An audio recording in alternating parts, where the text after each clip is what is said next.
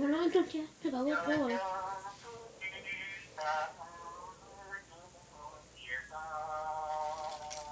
Chỉ đâu để lúc xuống hỏi kìa, sao mà cái lúc xuống chén gì nè.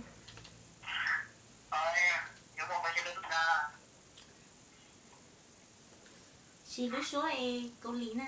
Ừ.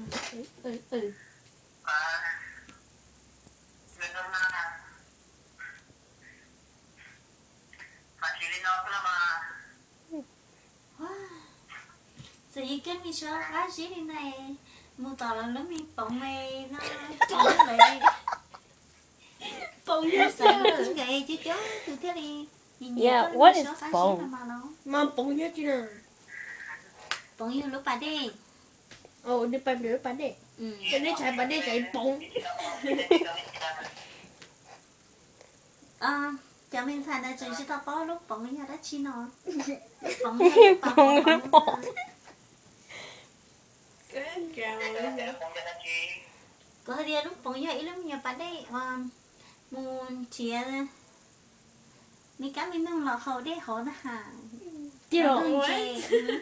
nó non dê chứ từ hậu đây nè để lọ dê cho ít bạn dê giác thiệt lắm mò Nó là dolphin biết không?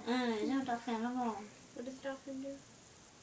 But bird bath. nó it's like racing kia đây dê lấy da tật lại mò And the dolphin are in water, so basically they can drink water. They come out. lấy tao bỏ nó That's called an arch.